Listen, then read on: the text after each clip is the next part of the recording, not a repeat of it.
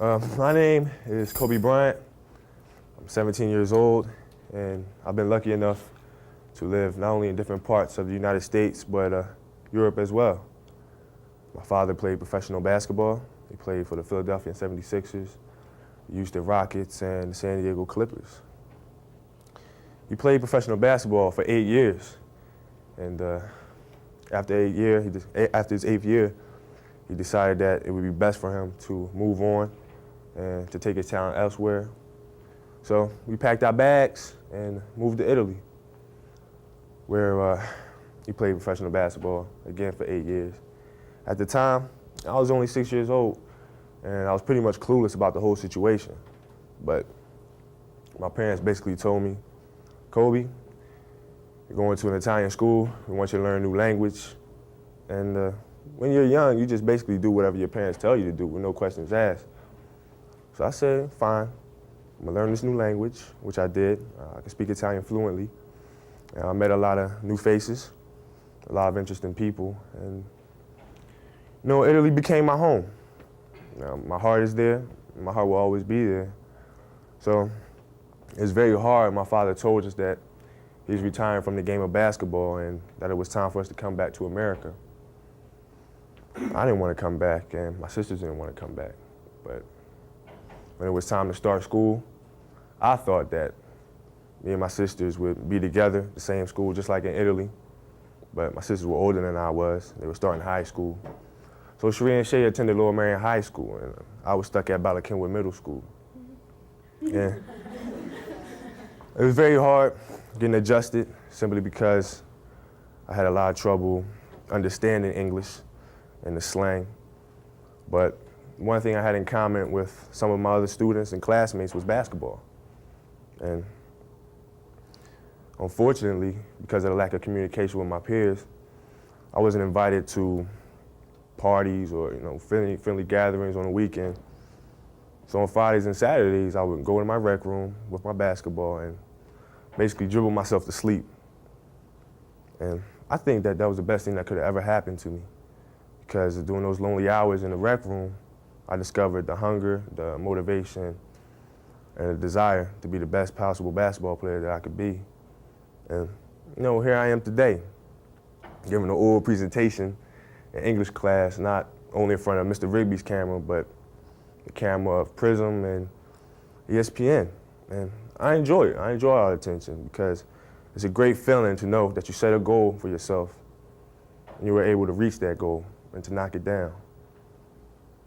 I have a big decision coming up, and that's whether or not you go to college or straight to the NBA. The thing that bothers me the most about this decision is when I'm walking down the street, I'm walking in the mall, going to get a hat or something, and somebody I've never, ever seen before comes up to me and tells me what they want me to do. I'm like, what's going on here? I know you? I mean, they're coming up to me and they're saying, well, I think you should do this. I think you do that. I want you to do this. This is what I think you're going to do. And I'm just sitting there listening like, oh, okay, nice. Thank you. Okay, nice meeting you. Bye-bye. But, it comes with the territory, and I move on, and I understand that. I've admired a lot of people such as Magic Johnson, Michael Jordan, Emmitt Smith, and entertainers such as Michael Jackson and Janet Jackson. But the two people that I admire the most are my mother and my father, because when things were going great or whether things were going bad, they were always there for me. For instance, if I just played a great basketball game, had 40 points or whatever, I'm getting all this positive feedback from people who were at the game. My head's swelling up and everything. My parents would be the first people to tell me, hey, look, you played a great game, but there's no need for your head to get all big. There's no need for you to get cocky and think that the world owes you something. But and at the same time, when things are bad, things are going bad, they would come up to me and say, hey, there's another day, the sun will come out tomorrow. It's time for you to move on and go for bigger sights, set some bigger goals. I thank them, I love them with all my heart. And I thank you all, you've been a great audience. And thank you.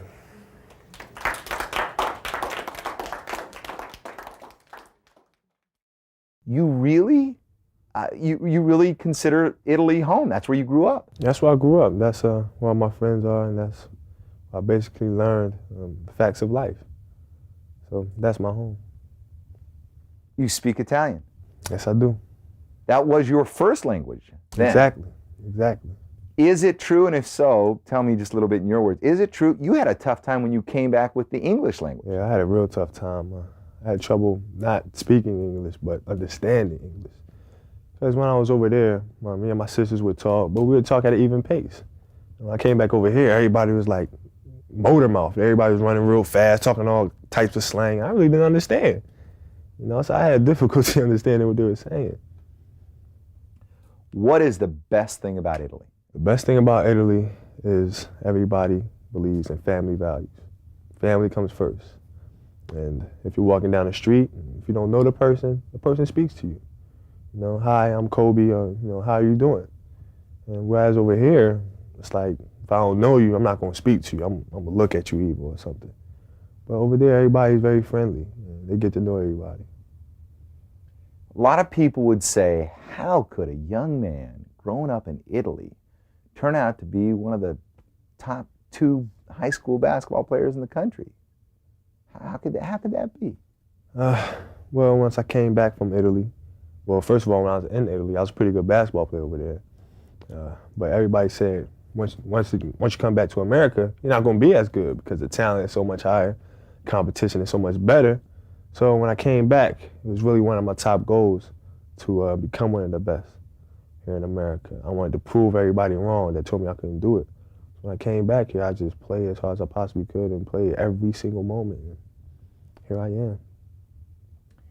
And yet, you couldn't have devoted everything to basketball because you're a very bright young man as well. What I mean is, we live in a structured society that requires certain kids to go to school at certain times, and you're bright. You have your grades. Is that important to you too? Oh, it's very important because nowadays people, when they think about athletes, don't even think about basketball or ice hockey or football. They don't really concentrate on their grades. And I think now people say, well, if he's a good basketball player, he might not be doing good in school, or he's gonna put the ball in the hoop, but. There's always that but, and I don't want to have any buts. When people mention Kobe Bryant, I always want to say he's a great basketball player, he's a good person, and he does great in class.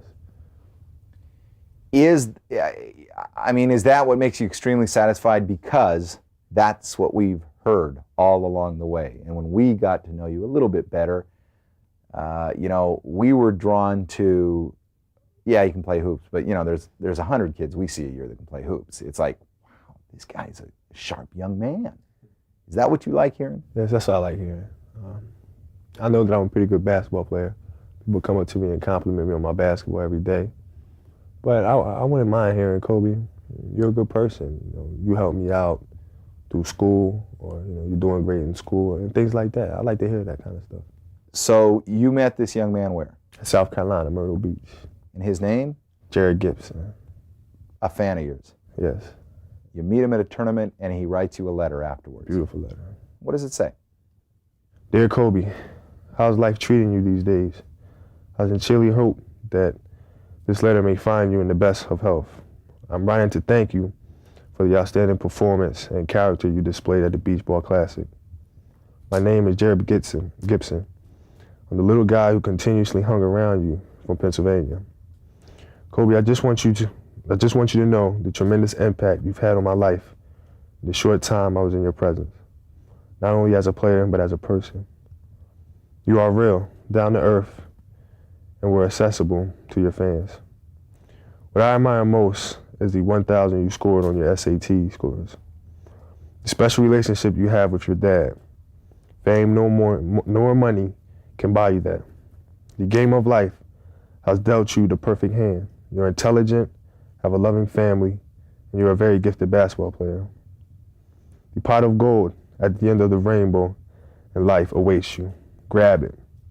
But please remember these 3 things. Always thank God and your family.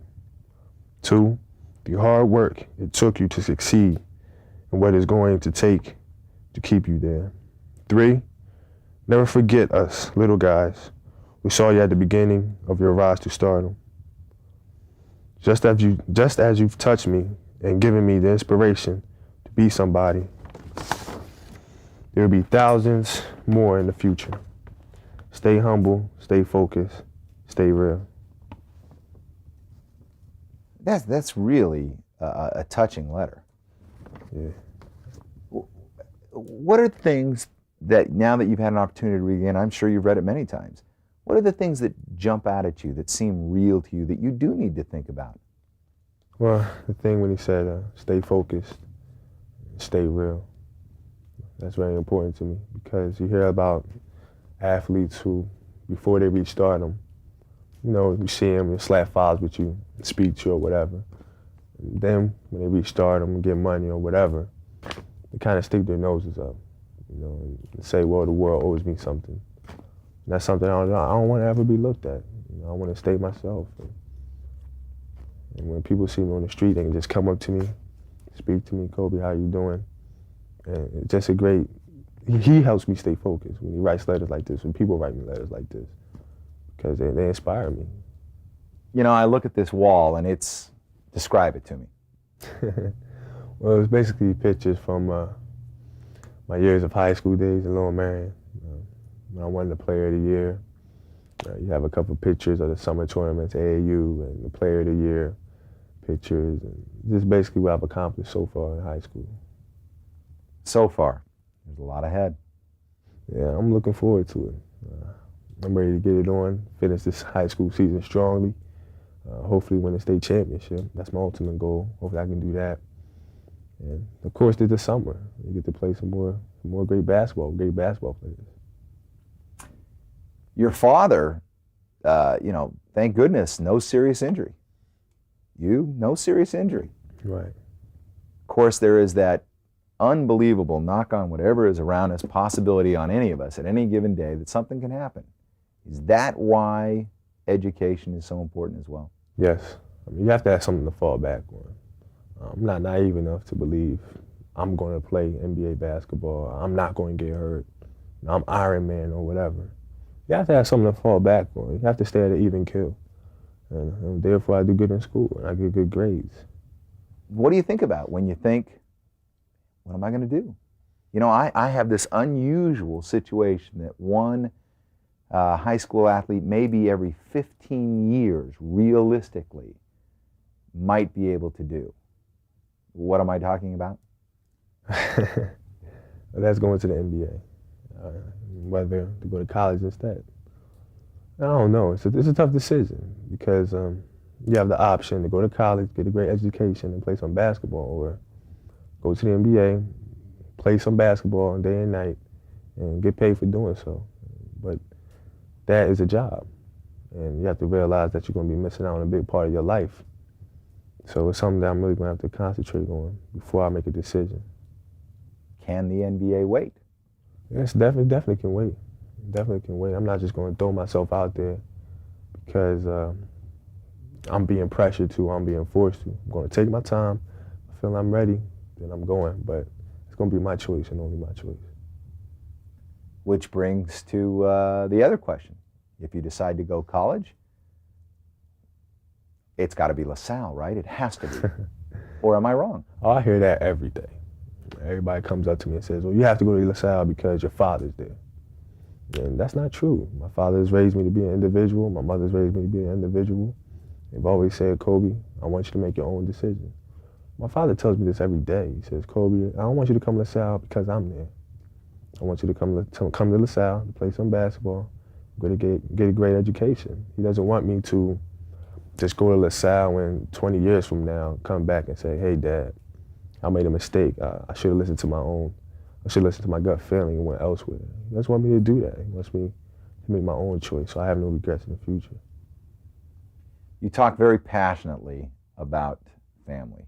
You said that that's the thing you love the most about Italy. What are your feelings about your family?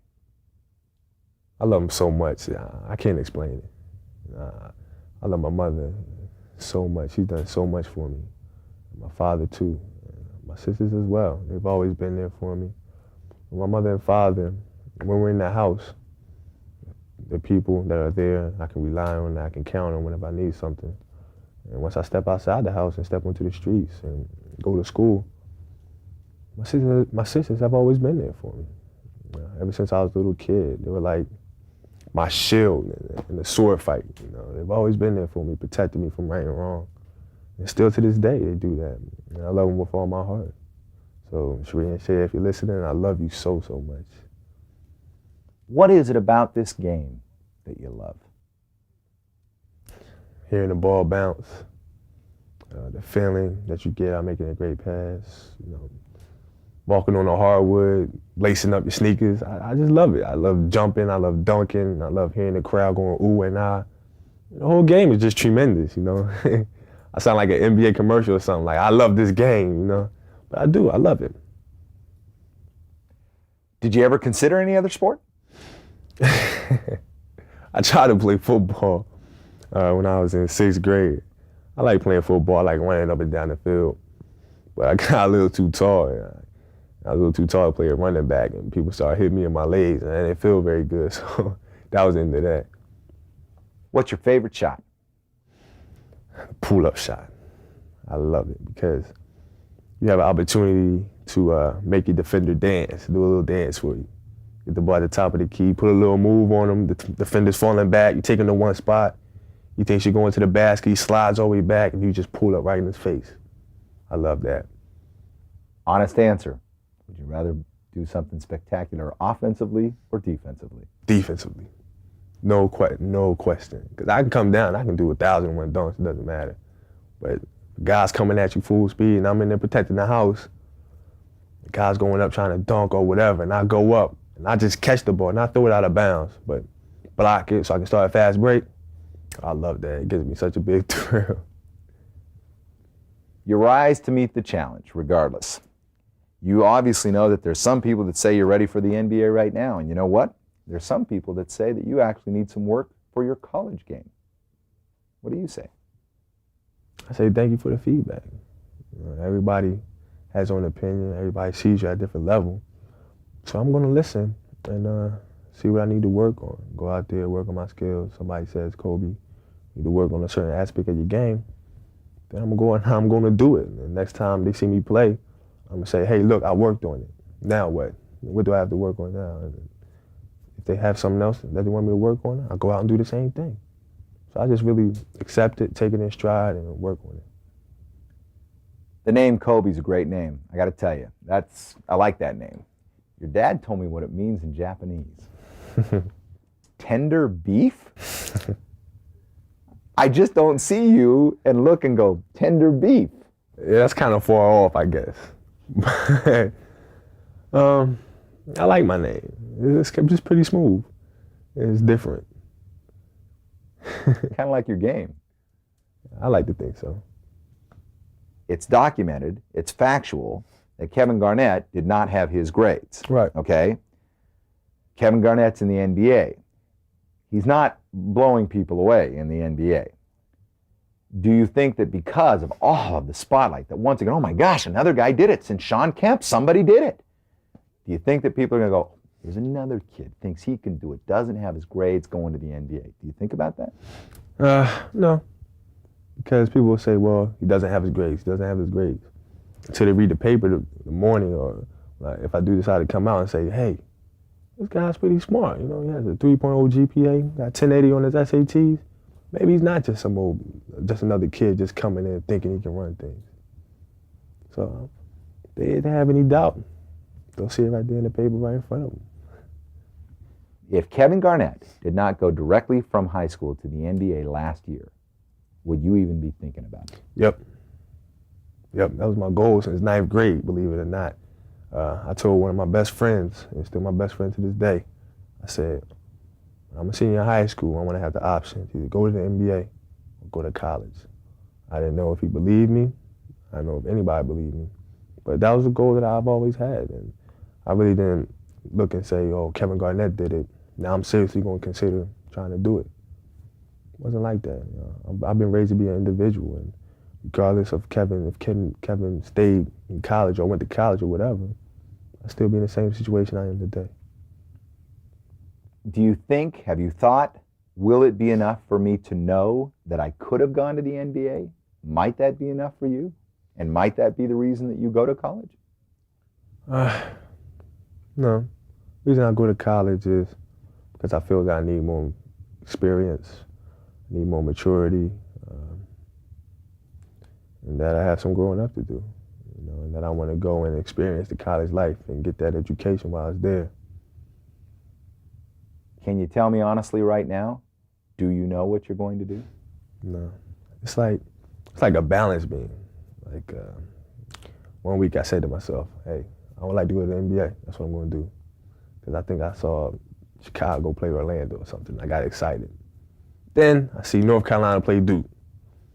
I'm like, man, this college atmosphere is crazy. This is what I want to do. I want to go to college. So I changed my mind like every other week. But, once I reach that point, I get to an even kill and say, this is what I want to do, then that's what I decide.